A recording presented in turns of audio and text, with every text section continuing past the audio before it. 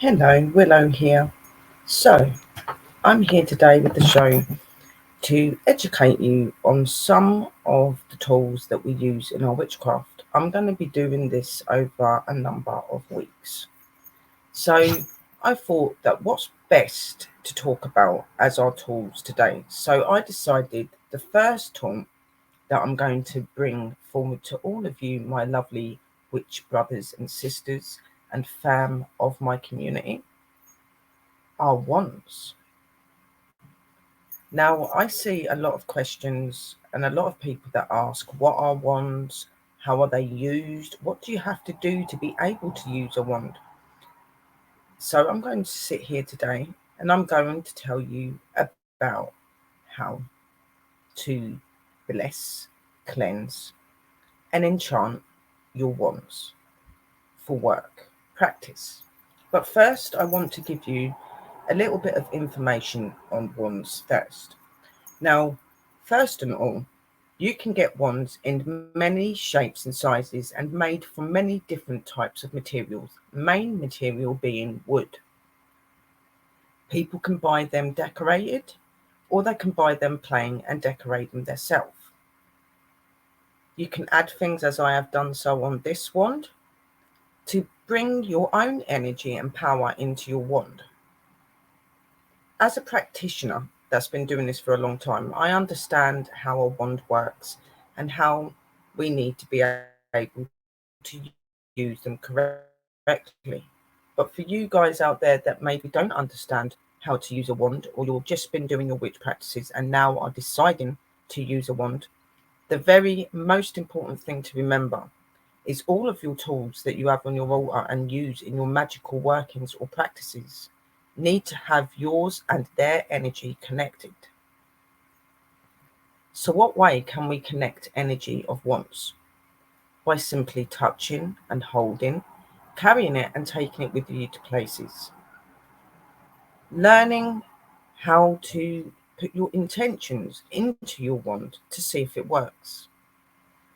But first, to make a wand even do your work practices, you need to be able to enchant it and open it to your spell or your workings. This should be done on every practice that you do.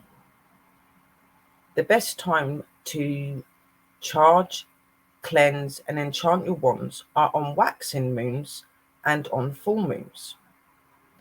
When doing this, it's very important that I specify to you not at any point when you do your chants and rituals over the wand to open it to your spell work do you disrupt it for 24 hours after doing so. It should be left on your altar and left to charge on a white cloth with another cloth or napkin being put over the top. Empowering your wands means you do need to do your chants. Now, these can be chants that you have found online, or these can be chants of your own words, but they must resound and have the elements in them: earth, water, fire, and air. Wands are very magical tools to use, and many witches, wizards, sorcerers, druids, shamans, and other spiritual practitioners do use these anthems as something to use in their practices. So maybe you sit there and you wonder, what do we actually use wands for? Wands can have a lot of different meanings in your workings. You can have a wand for every aspect of your working, whether that's working with spirit, or that is casting a spell, or that's working with the elements of nature, working with the sea. You can have a wand for each part of your practice.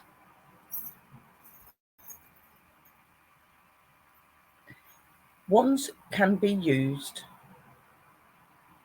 to open and close ritual circles. Sorry.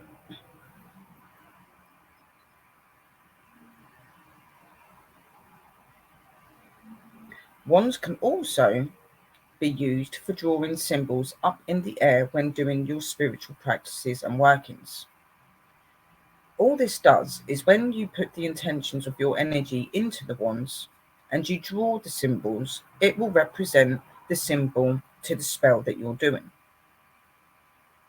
Wands are also used to be able to bring us energy by touching certain objects or aspects of nature to gain us energy. And they also help us to bring out energy into our spell work. But to be able to do this, you do need to be connected to your wand. You do need to have it opened and enchanted with the energies to be able to do so. I will go through a short, brief description with you shortly on how you can bless and cleanse your wands and how you can enchant them to be able to use them. I have even got two simple chant sheets, one for blessing and cleansing and one for enchanting your wand with yours and its energy. It's very important to remember that most wands are made from wood, and the elements are a powerful and strong aspect in our workings. Whenever calling up on energies to help you or to enchant or cleanse or bless your items, always remember to leave some sort of offering out as appreciation and respect to your higher powers.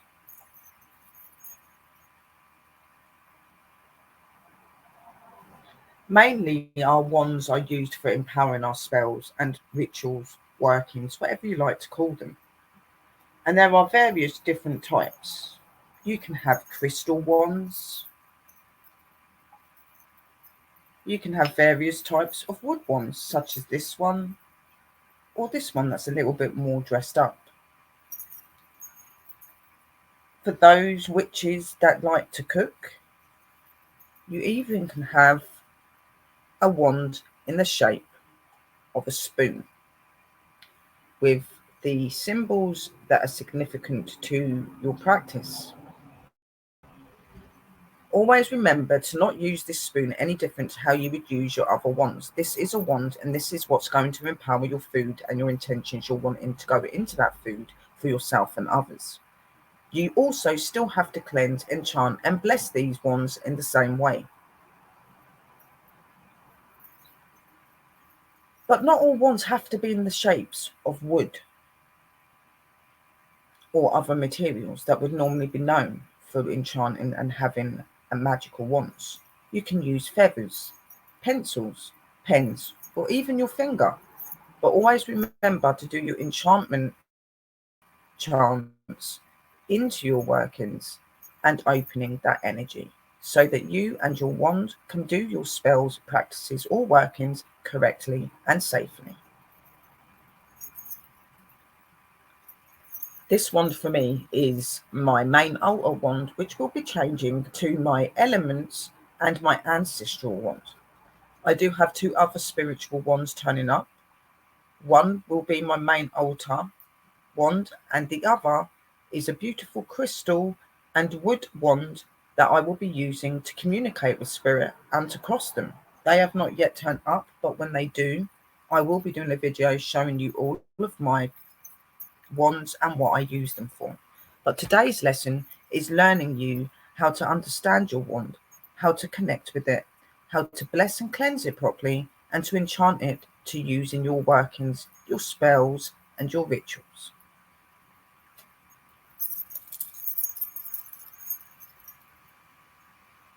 Some practitioners that are in these sort of spiritual practices, in fact, don't use wands at all and may just use their finger or just use their intentions. But still, it's very important to enchant yourself and to open yourself to that energy of that spell, whether it's a wand or it's yourself or it's another tool. Always remember to do that. It's the most important. No magical spell will work without enchanting it and giving it the energy to do so. Shortly, we will be moving on to some information and some pictures just to inform you and open you to how to use your wands correctly and what sort of materials you would need to be able to cleanse, bless, and to enchant your wands. As I said to you earlier, it is very important at first when you first are going to start using wands. The main and most important thing is bringing the energy of yourself and your wand as one. So holding, talking to it, getting used to it, doing little practices, starting off with something like a luck spell or a happiness spell, and putting your intentions. Because believe it or not, any tools that you use and have on your altars will not work without the intentions of you. You are the energy and the power holder, and your tools are just something that amplify and empower and direct the energy to the source of the spell, which is what we mainly would use our wands for.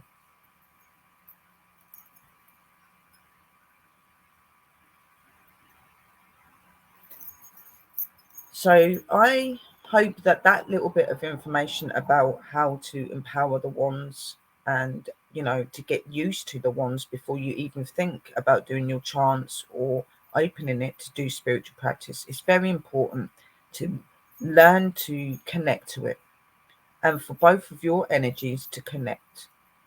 And then doing some simple spell work just to see if it works. After that, the choice is yours. Do not rush into doing your spell work. Always start off easy and with the simple spells and work on it. It's very important for you to understand and be connected to your tools and your spell workings, mainly being your wand if you're wishing to use one. For that will be the energy and the tool that will give you most of your power in your witchcraft and spell work. So moving on to some pictures of some aspects of how to cleanse and bless your wands. I hope that you enjoy, and I hope this does help you guys to understand. And a very welcome to you, a merry me, and lots of love, light, and blessings to all.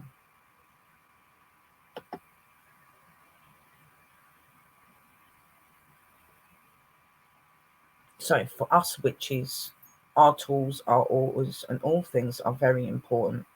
But aspects of this show today is talking about our wands and how to use them correctly.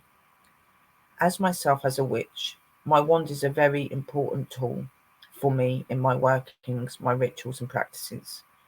And I do very much feel that it's very important for you guys to be able to understand how to use them correctly. Because like any tool on our altar, they can be very dangerous if not worked and used correctly.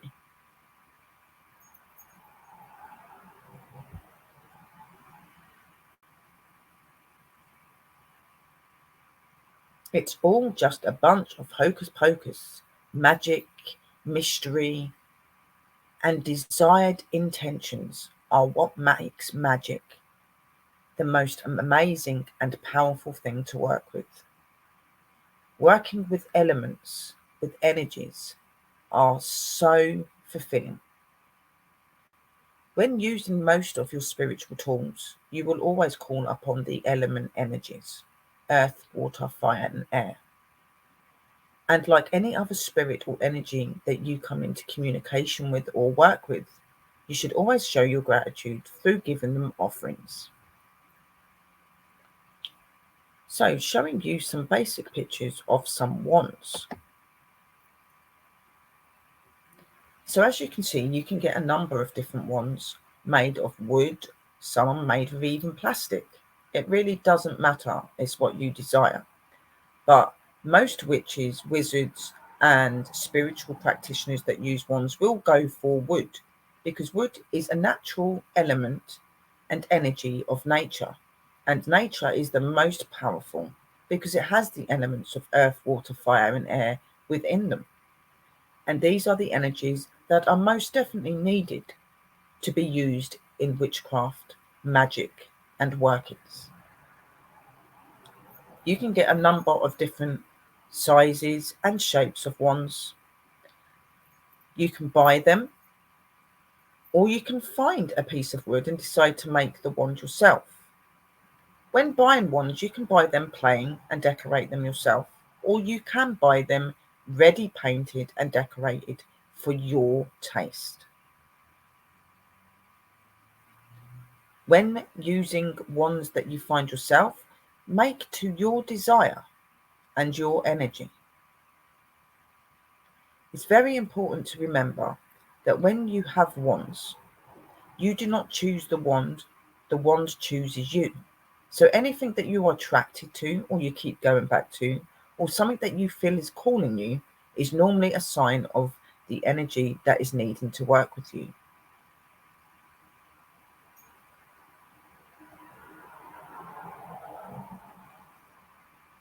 So now going in to talking to you and helping you to understand and learn about how to bless and cleanse your wands. Now, as I said earlier, the best times to bless and cleanse your wands are on the waxing moon, or the full moon. Some even do it on the waning moon. It's very important to use these times of the month to empower, to cleanse, and to enchant your wands. So, what is it that you need to be able to do so? Well, first, you need your secret space where you would do your rituals and your workings. Make sure that you have blessed them with Palo Santo wood and sage to cleanse the area. Secondly, you would use your altar, a table that you put your workings upon to form and cast spells and workings. Once the table is there and ready and been cleansed, you then place 4 of the elements to each corner of your table. So, a bowl of salt to represent earth, a glass of water to represent water. Incense, such as dragon's blood or sage, are mainly known to use in these sorts of cleansing rituals, but there may be other scents that you use for those such practices also, so please feel free to bring them in. This incense represents air, but you can also use anointing oils or anointing perfumes that are for these practices also. Then you have your candles, either a red or a candle, white, a red candle or a white candle will do. They represent the elements of fire. It's very important to have these 4 elements on your table to each corner, one napkin or one white cloth laying upon the table where you will place your wand. So you have your table and you place upon them either a cloth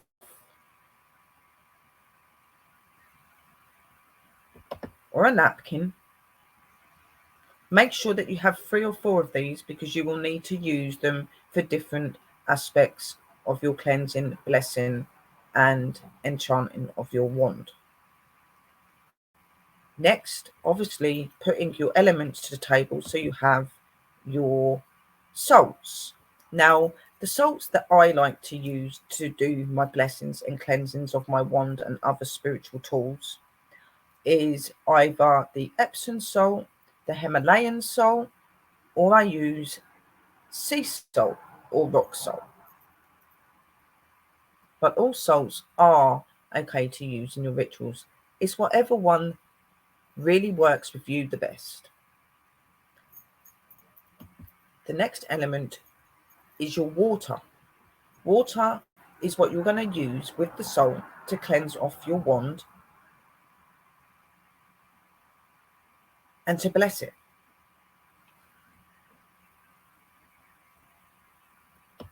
Then you have your fire. Your fire element is what empowers your blessings, cleansing, and your enchantment of your wand.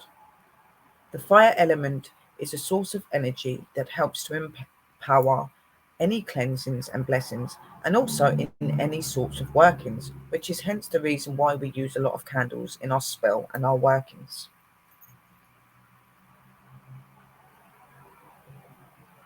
Then, as I said to you, for your air, we can use such things as your white sage,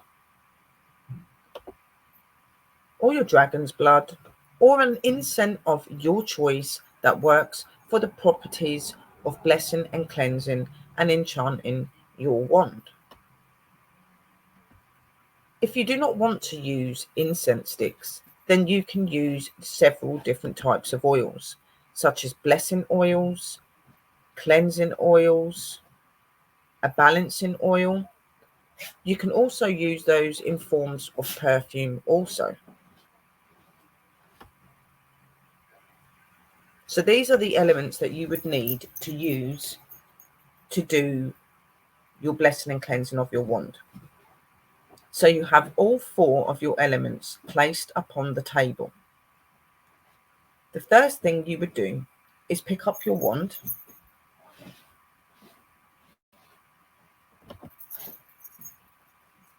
Your table is here, and you would place your wand on top of the first white cloth that lays upon the table. With the wand laying on the table, on top of the cloth, and your elements around, remember to then light your candle to infuse and empower what you're doing to cleanse and bless and enchant your wand. So your red or white candle is now burning. Light your incense, or have a incense holder cup that you can put oils in, and have a candle placed underneath so that you can give the aroma away from your oils or your perfumes. Either way, this is the element of air. Why is it the element of air? Because all rises and goes within the universe.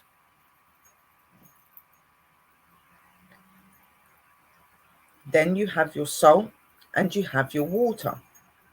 So the first thing you need to do with a clean piece of cloth, being white or a napkin, you bring that forward to you. You take a couple of pinches of your salt and put it into your water.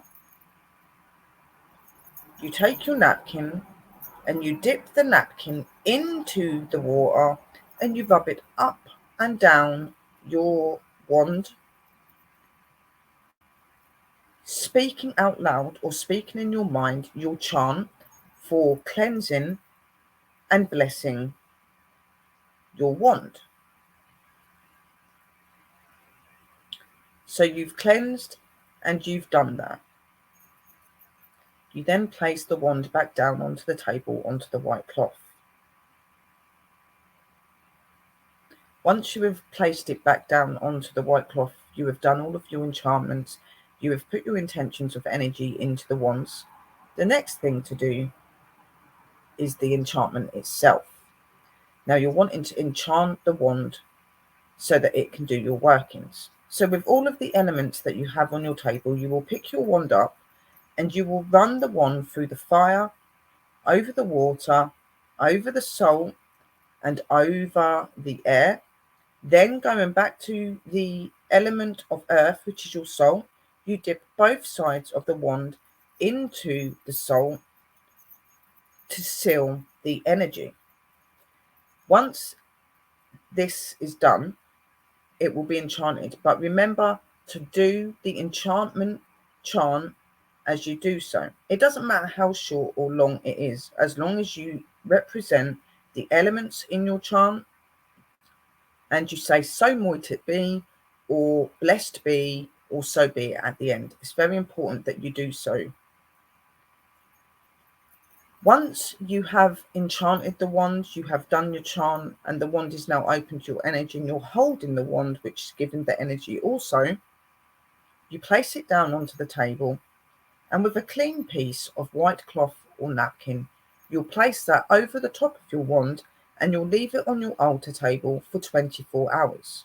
Not at any point when doing your cleansing and enchantment of your wand do you disturb it.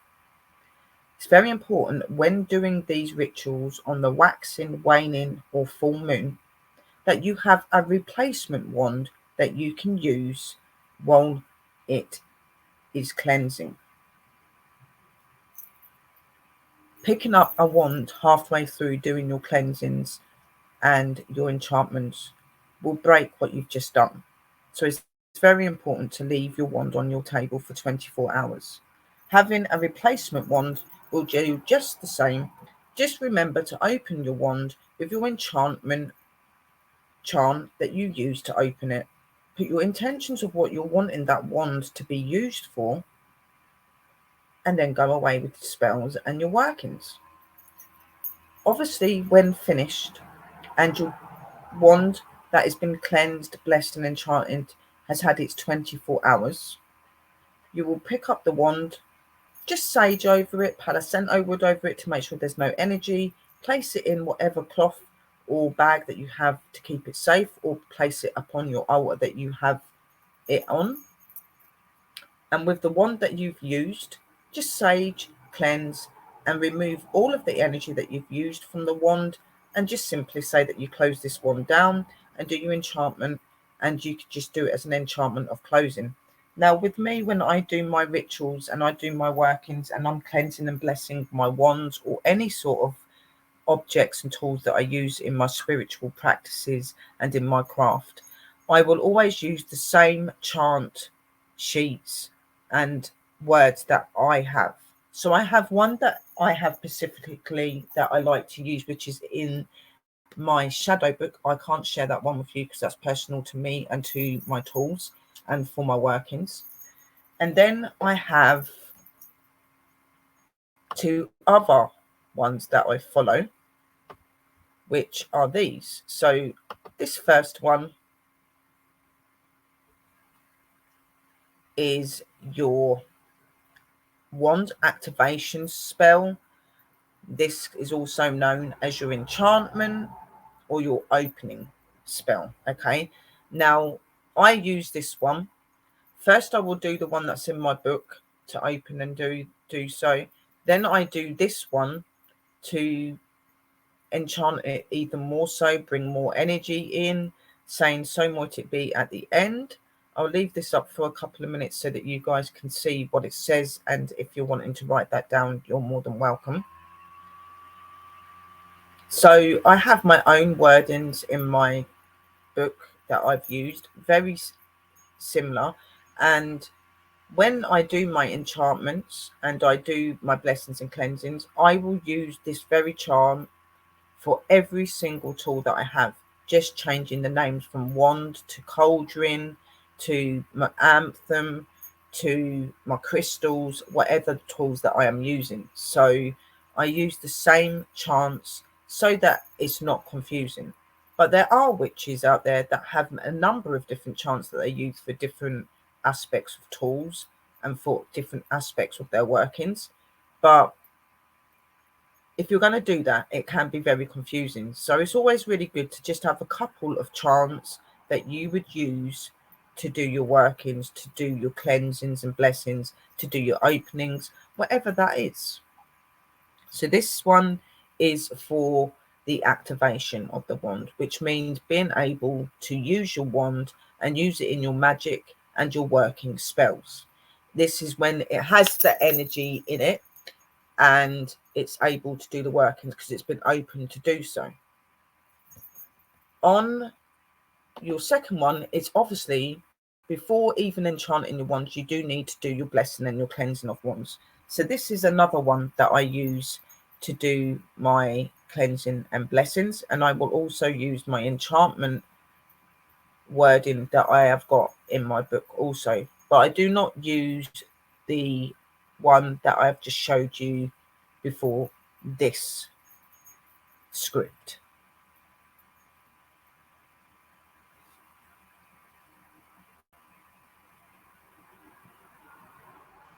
It's always very important that after doing your cleansing and blessings of your wands and enchanting your wands, always say, so might it be, blessed be, also be at the end. It's very important to show your dedication, respect to your higher and divine energies and elements that work with you. It's always, as I said, important to put out some form of offering, like a drink, whether that's water, juice, a wine, and some sort of food offering, such as a cake, a biscuit, even a sandwich. Whatever you feel is a choice. Please make sure that you do that to show the respect. You are calling upon these energies to help you and to balance and invoke in your tools. It's no different to you calling upon them when you're doing a spell work or a working or a ritual. It's no different. So always show your respect to them.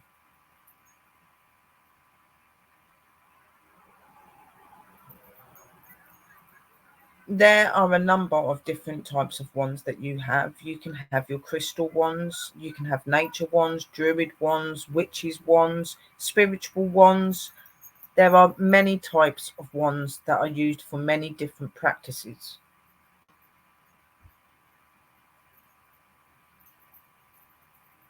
As I said, you can have just a few wands like myself, or you can have loads of wands and use them all for different aspects of your workings. It's whatever works and fits easier for you. Okay. But always be very knowledgeable when working and enchanting your wands. Any wand that you use in any sort of working should always be enchanted, blessed, cleansed regularly. If you're somebody that has not come to that time of the month where it's the waning moon or the waxing moon or the full moon, and you're using your wand, it's very important to cleanse it after every single session that you do. So for just my normal everyday cleansing, because I've already had the massive enchantment and ritual done over the wand through the moons that I've said, I will normally just place it up onto some salt and wave some sage and Palo Santo wood over it, and maybe put a bit of anointing or blessing oil onto it, and just ask for the energies or negative energies to be removed and to be replaced with positive and cleansed energy ready for my new practice. Okay, so always remember that it doesn't matter how many times a day you do a working. Always cleanse your wands and your tools after each working, because when doing your spell work and doing your practice works for yourself or for clients, each energy is going to be different and used differently. So you don't want to keep that energy within your tools and use it on another working that's been brought forward to you. So always cleanse and bless any energy from each of your workings after you've finished, so that your wand or your tools like your cauldrons, crystals and so on are ready for your next practice. Obviously, if you've had somebody come forward to you that needs a working that's going to take you all day to do or a couple of days to do, and you're not having any intentions on using the wand in any other practice, then keep that energy, because that energy can be manifest into the rest of your workings that you're doing for that, which just empowers it. But if you're going to need to use your wand for other practices in between, it's very important that you cleanse them, guys, and make sure that the energy from the past spell or working you've done has been removed. Some people, if they've got several wands and they are using a certain wand for a very big practice that's going to take a day or a couple of days, and they're using that continuous energy of that working in all of the working of it, then that's fine. You can have a replacement wand, a wand that you can use as a stand-in while you're doing other workings. So I hope that this is helping you to understand a little bit more about wands and how to use them. Obviously, as well with wands, as I said, there are different shapes and sizes, and there are different reasons in why they are worked with. Different shapes, different shades, and all different practice needs. Some are very stylish, some are very plain. So these can vary in price if you're buying them. If you're making them yourself, then it won't be as pricey if you're going out to nature and you're picking up the sticks yourself. But always remember that if you are going to take a stick from nature, preferably get one that's from the floor that catches your eye. Or if you are going to take one from a bush, ask for the permission of the tree and the nature energies first before doing so. It's very important. And put something in place so that the tree is not left wounded from what you've taken. Always give back what you take. As I said, different styles, different sorts of wands, all catered and made to your tastes. As I said, they can vary in prices depending on detail to the wands, the sort of wood that the wands are made in. A lot of the main known woods for making wands are things like willow, oak,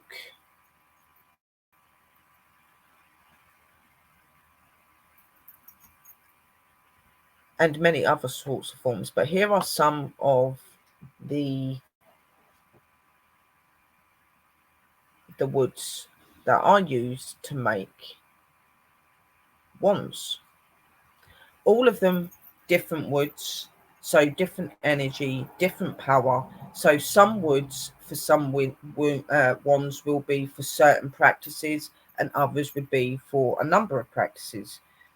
Obviously, having a very strong wand that's made by very strong wood and energy would not be formed on something that's not a powerful ritual or spell, just a normal one. You would use them in such things as your rituals for invoking or calling through spirit energies, or removing a hex or a curse.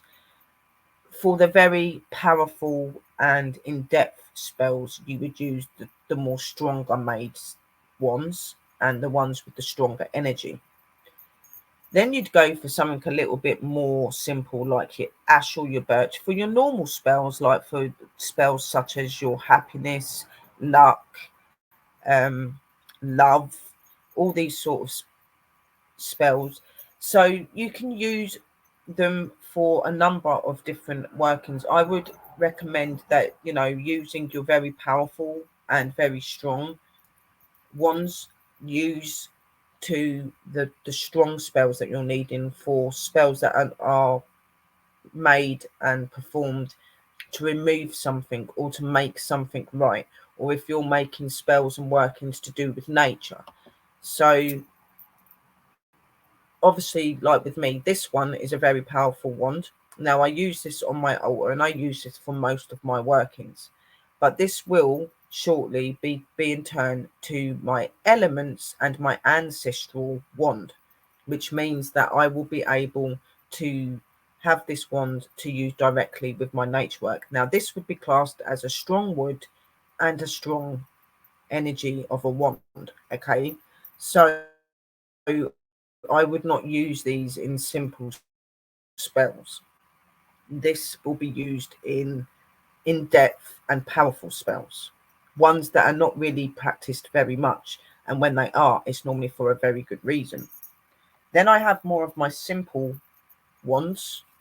This one I use for my small practices, like I said, like love spells and them sort of things. I also use this as a cutting wand as well. So when I'm doing a spell where something needs to be detached, or it needs to be removed, or it needs to be sliced so that the energy is correct and right, I would use this sort of wand because of the point to cut through. This one is also very good, as well as this one, for opening and shutting your doorways and opening and shutting your ritual circles as well. And then I have my crystal wand, another wand that is very, very powerful and can be used in most workings, whether they're powerful or they're less powerful rituals. This wand is made of crystal, selenite. This one is normally used as an amplifier in your spell works and your workings. So when using your normal wand and you're opening your altar to your spell, and you're putting your intentions and your workings into, so you can then go over the top with this sort of wand, and this will empower it and also protect in your work and your energy. if you're one of those witches out there that do your cooking and all of your work resides in cooking, always remember to still cleanse, bless, and enchant this instrument for your workings. Still use your intentions to make what you want to happen in your food for yourself or to others. Okay? This wand is just as important as your normal wands that I've shown you. They are all elements of workings, and every witch is different just as every wand is. We all practice and work differently. I've shown you various ways that I enchant, bless, and cleanse my wands, but there are many other witches on this platform that you can go and watch that may enchant and bless their wands and instruments differently. We are not the same. We are all individual and all different. And we all work, practice, and look after our tools in different ways. That is not wrong. You'd think having a feather, I wouldn't need to enchant that, would I? If I'm using that for a spell or I'm using that as a wand. The answer is yes. You still need to enchant it. You still need to enhance the energy into it. You still have to have that connection with it. Nothing is just going to give off magic. The magic comes within you. The magic comes through the connection that you and your tool has. So it's very important to do everything that you can to keep your instruments safe, cleansed and blessed, and enchanted for your working. Just go and put up the wood tally again just one more time so you can see the woods again and you can write down the different types of wood. I would say if you're somebody that's just coming into the witchcraft and you've been learning about spells and you've been doing certain little practices but you've not yet bought your wand, then look into these woods, look into the significance that these woods have and how they would work really well with you. Do lots of research into your different instruments and tools that you're using in your workings, including your wands. Research, studying, and understanding of your tools and of your working is very important. But also, what is very important is your belief in yourself and in your tools that you're working. If you do not have belief in what you're doing or belief in the tools that you're working, then your workings and your spells, rituals, whatever it is that you perform will not work correctly. And sometimes this can be a disaster in magic and can cause some very big problems. So don't rush into going into your witchcraft and trying to do everything so quickly. Let it gradually build and grow on you. And the more that you practice, the more that you learn, the greater and better you'll become. It's okay to be different to others, and it's okay to have your tools and instruments looking different to others. Nobody is the same, and we're all individual, and we're all individual in our workings and our tools that we have that choose us. And the reason I say they choose us, all tools that witches, wizards, sorcerers, druids, shamans, spiritual practitioners such as myself will be chosen by the instruments that we buy. We do not go searching them out and looking and just pick up any sort of instrument we think looks okay. We go to the energies of the instruments that are calling out to us, that have our interest and our attention. So when first starting out, as I said, choosing your wands and allow it to choose you. If you're attracted to it, if you really want that wand or you can't come away from it or you feel it calling you, that is the wand for you. And buy that. And it's the same with any of the other tools that you've got. Secondly, is learning to use your energy and the energy of your tool to connect it as one by touching, engaging with it on a regular basis. After that comes the other parts, such as starting to cleanse and bless your wands and your instruments, starting to enchant your wands and instruments. All tools on your altar energy, as I said, in workings are different. So it's very important to make sure that you do this. And it's also very important to remember that in everyday life, whether you go out or somebody comes into your home, there's always going to be unneeded energy in your home. And having that energy around you at times of you doing workings, cleansings, blessings, enchantments, or any sort of working to do with your witchcraft or your practice, it's very important to make sure that those energies are not in your room.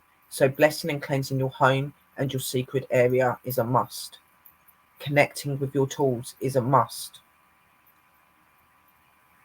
Learning the different phrases of your moons and your seasons and how they illustrate with your tools as well. So I hope that this has been educational to you. I hope it's helped you to understand wands just a little bit more. And just remember that when you're practicing and you're doing your witchcraft or you're doing your practices of magic, it should be something that you enjoy, that you feel empowered by and inspired.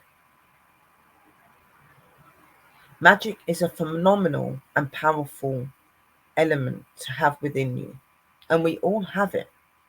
It's just some of us have more of the capability of being able to use it the way that it needs to be done and naturally. So enjoy your crafts, enjoy your tools, be connected and be understanding to them also. And remember to always show respect and love to your deities through offerings and words of thanks. Never finish any working that you do, whether it's a spell, a working, a cleansing, an enchantment, without saying, so might it be, blessed be, so be it. It's very important that you do so. So this is my first episode for my educational shows on different aspects of my strange and unknown and my spirituality. So I will be learning you a lot about my witchcraft and tools and things that I do, but I will also be bringing in things to do with the paranormal stuff as well. Certain tools I use, how I cleanse and bless and things like that. Just educational shows that can help you guys to understand more, to be connected more, and to possibly practice and work more safer in whatever it is that you're doing, whether it's a craft or it's a spiritual practice or it's you just doing something as simple as going out as in and investigating. I'm going to be here to do these educational shows to help you and to inspire you so that you feel comfortable. So from myself and from all of the magical and powerful energies of this world, I bid you a blessing and farewell, and may you have a blessed day or evening. And I send you lots of love and light. And I shall leave you now with my intro out, and I shall say a merry parting to you all. Blessed be brothers and sisters.